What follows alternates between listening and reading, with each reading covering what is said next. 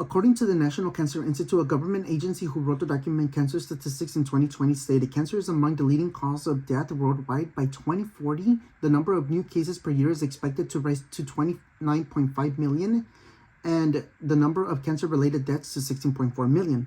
Terminally ill patients should have the option of physician-assisted suicide in the United States. I will be explaining what is physician-assisted suicide, how does a terminal illness affect the family, friends, patients, and why should physician-assisted suicide be legalized in the United States. Having knowledge is power. Understanding the struggles terminally ill patients face will give you an idea of why many have elected to end their lives. I have worked for Cedars-Sinai Medical Center in the Medical Oncology Department for over 5 years. I have seen patients from when they are initially diagnosed to the final moments of their life. I can tell you, seeing a 19-year-old with cancer not make it to her 20th birthday is really hard to see. First, I will provide information on what is physician-assisted suicide. Next, I will talk about the effects of terminally ill patients. Finally, I will explain why end of life should be an option for terminally ill patients in the United States.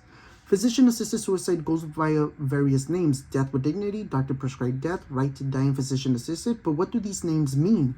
In California, this is known as the End of Life Option Act, when a terminally ill adult is offered the option to end their life with an aid in dying drug. Currently, this option is only legal in 10 states such as Maine, New Jersey, Vermont, New Mexico, Montana, Colorado, Oregon, California, and Hawaii.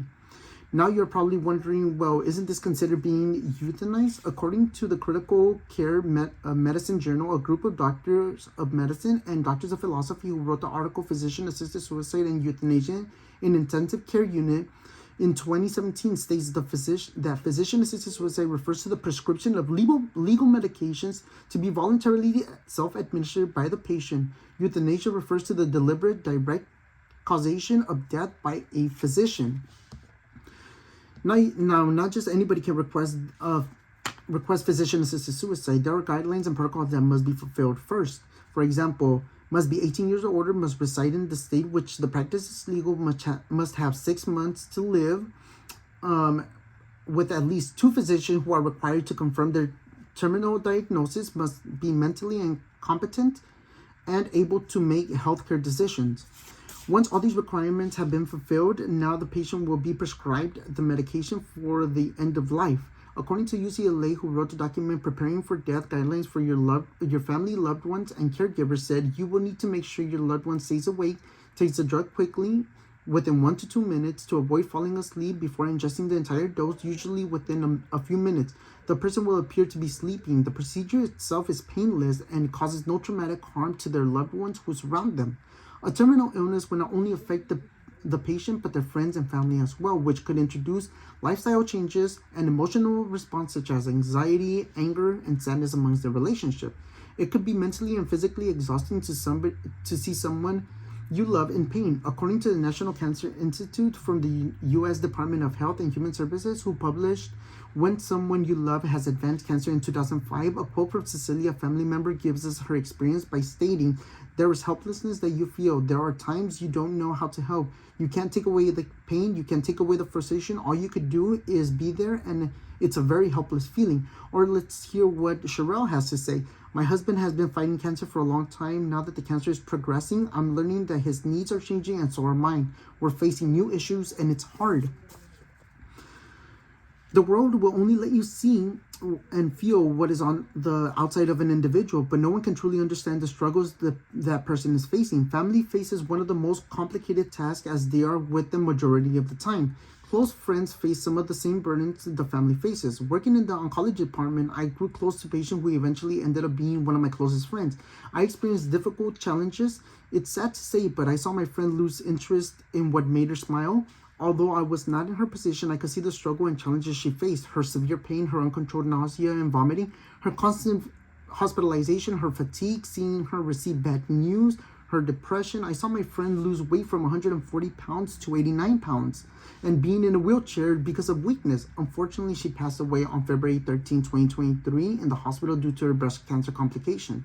The reality is that only someone who is terminally ill understands what they are facing and feeling.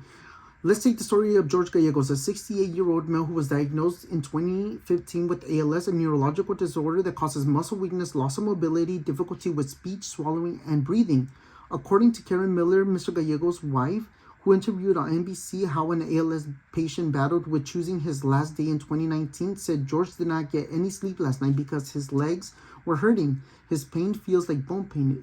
It's way deep and there is nothing to relieve it, so he just suffers. I could hear him whimpering last night and breathless. According to Dr. Bedlack, a neurologist who was interviewed on Is ALS Painful, states, the results of ALS can be painful, but it's not from the death of motor neurons, but the fact that somebody's shoulder atrophies and all those muscles that used to help hold up the weight of the arm are gone. Now the weight of the arm is just pulling down in the shoulder capsules. As a result, people can have tremendous pain. Now that we have listened from a variety of perspectives, why should the United States legalize physician-assisted suicide? First, let's understand what is a terminal illness. According to the Indian Journal of Critical Care Medicine from the Department of Palliative Medicine and others, who wrote the article Definition of Terms Used in Limitation of Treatment and Providing Palliative Care at the End of Life in 2018, defined a terminal illness as an incurable and irreversible condition caused by injury, disease, or illness that would cause death within a reasonable period of time in accordance with accepted medical standards, and where the application of life-sustaining treatment would only serve as to prolong the process of dying. A few examples are cancer, Lou Gehrig's disease, also known as ALS, advanced lung, heart, kidney, and liver disease, neurological disease, muscular dystrophy. Now, why do these patients choose this route? Because the option lessens the burden of dying in excruciating pain from the terminal illness. Brittany Maynard, who was diagnosed with glioblastoma, the most aggressive lethal form of brain cancer, which grows slowly and spreads to other parts of the brain quickly, she was given a prognosis of 6 months to live. According to Brittany Maynard, a terminally ill patient who was interviewed with Compassion and Choice in 2014 said the reason she chose this route is because she doesn't have to die the way that it has been described to her, that the brain cancer would take her on its own. She hopes to pass in peace. This is why others have chosen this route, such as Sandy Trunzer, who was diagnosed with Erdheim-Chester's disease, was interviewed by CBC News in 2013, said, every night I go to bed praying that I die in my sleep so that her and her daughter are out of suffering. Robert Fuller, who was diagnosed with squamous cell carcinoma of the tongue, who was interviewed by King 5 News, said, pain is inevitable with cancer, but suffering is optional. You don't have to do it, and I choose not to. I felt dead. I was in so much pain. Living with constant pain, that will not only debilitate the person, but also lessen the quality of life. This is why they have chosen this route.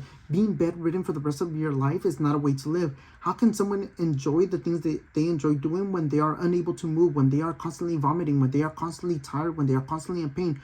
Walk a mile in their shoes and let them know how it feels. Tell them that living with terminal illness is not difficult. Let's see if you even have the strength to make it as far as they did. On the contrary, why not let them enjoy their life before the terminal illness fully takes over? The benefit of physician-assisted suicide is best described by Aviva, who experienced both natural death and physician-assisted suicide. According to Aviva Wittenberg, a journalist who wrote the article A Designed Death, where and when the world allows it, in 2022, said a natural death is unpredictable in its timing. This often makes final conversations difficult. Many people die with important things left unsaid without expression of understanding, forgiveness, love, and thanks. Assisted suicide allows a person to die as they lived, leaving a memory of an essentially whole person, brave, realistic, facing the truth of life and inevitable death, loving to themselves and to you right to the end, a goodbye filled with love, pride, and lesson. The difference between suicide and physician-assisted suicide is that these terminally ill patients don't want to die, but the reality is that death is inevitable. The end-of-life option just speeds up the process without the pain, agony, and suffering the illness will put them through. With this fundamental information, you can understand why these patients have elected to end their lives. This is why end-of-life options should be legalized in the United States. First, I provided information on what is physician-assisted suicide. Next, I provided testimonials from the perspective of terminally ill family, friends, and patients. Finally, I explained why end-of-life options should be legalized in the United States for terminally ill patients. Now, with all the information that you have received, do you believe that you can live with the complications and struggles of a terminal illness? Thank you.